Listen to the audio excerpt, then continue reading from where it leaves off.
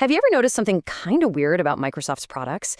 You get this massive, brand new operating system, a whole Windows 11 upgrade for absolutely $0. But then you go to get the latest version of Word or Excel, and suddenly it's time to open your wallet.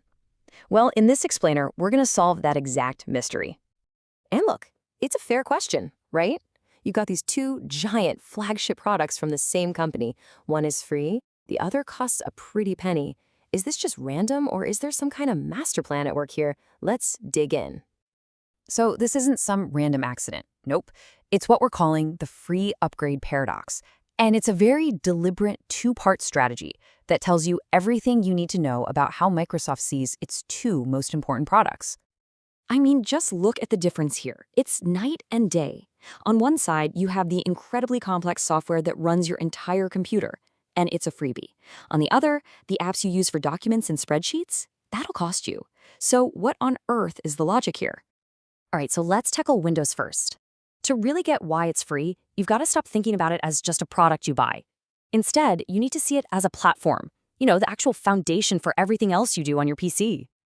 The number one goal for Windows isn't direct sales. It's all about something called ecosystem stability.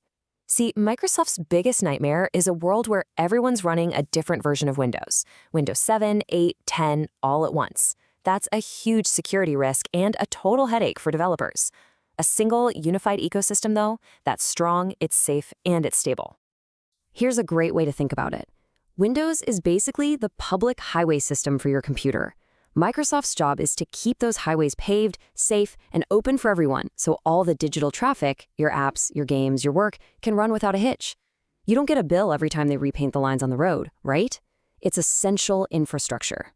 So this really boils down to four big reasons. First up, security. Like we said, one updated OS is just way safer than a mess of old ones. Second, this isn't where Microsoft makes its money anyway. That comes from PC makers like Dell and HP who pay to put Windows on new machines.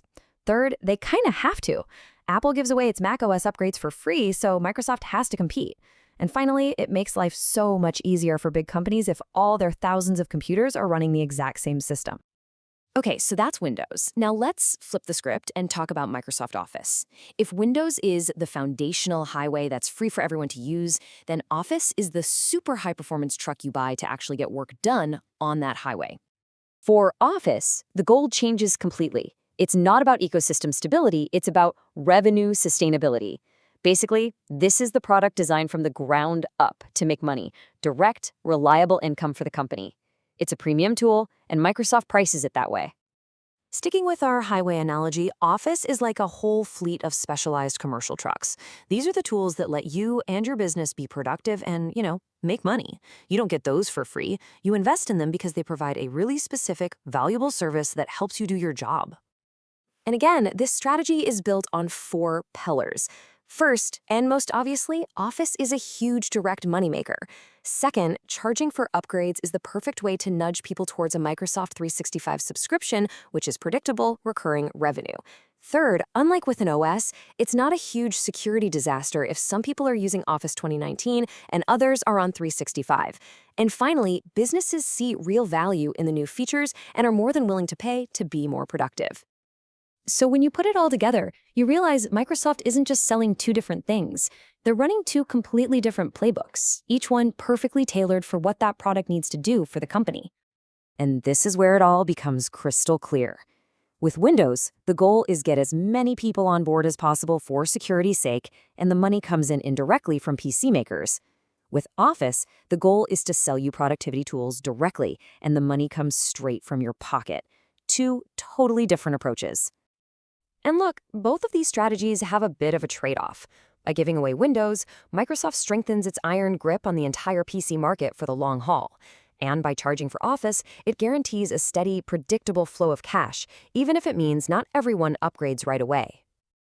It all boils down to this fundamental difference in purpose. Is the product supposed to be the platform everyone builds on top of? Or is it the premium tool that actually generates the profit? If you want to boil this entire explainer down to one single idea, this is it. Windows upgrades are all about protecting Microsoft's dominance as the platform. Office upgrades are all about protecting Microsoft's profitability. Think of it like this. Windows is the free castle and the moat that protects the whole kingdom. Office is the crown jewels kept safely inside, the thing that makes the kingdom rich. One protects the platform, the other drives the profit. And that leaves us with a final thought, because once you see this platform versus profit model, you start seeing it everywhere. Think about all the free tech you use every day, your phone's operating system, your favorite social media app. Which ones are the highway, and which ones are the trucks that you're paying for, one way or another? Thanks for joining this explainer.